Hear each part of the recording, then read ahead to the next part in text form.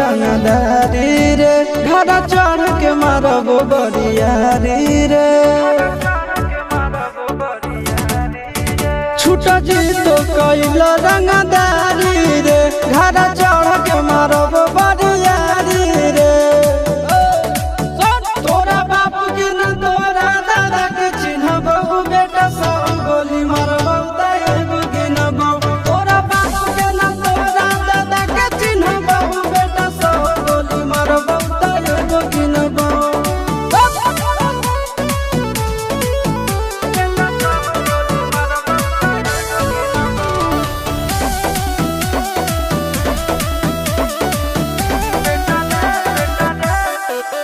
बेटा रे काटा से ठोक देबो चिमनी के भाटा में झोंक देबो देखबो कवन बाबू बचैतौ तोरा प्रशासन के गाड़ी भी रोक देबो बेटा जी सुनो बेटा रे काटा से ठोक देबो चिमनी के भाटा में झोंक देबो देखबो कवन बाबू बचैतौ तोरा प्रशासन के गाड़ी भी रोक देबो तोरा जैसन के हम खड़े खड़े गिनबो बेटा सब गोली मारबो ताएगो गिनबो तोरा बापू के न तोरा दादा के चिन्हबो बेटा सब गोली मारबो ताएगो गिनबो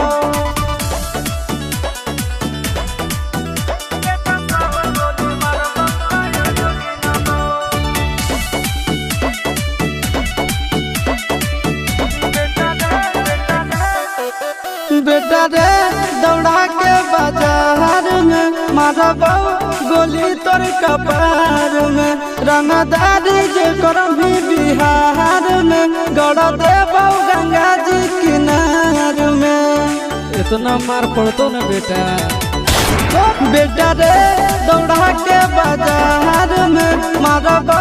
गोली तोर कपार में रंगदारी जे करभी बिहार में गड़ देबो गंगा जी किनार में कहो चिंटू आशीष के कारण सुनबो बेटा सब गोली मारबो ताएगो गिनबो तोरा बाप के न तोरा दादा के चिन्हबो बेटा सब गोली मारबो ताएगो गिनबो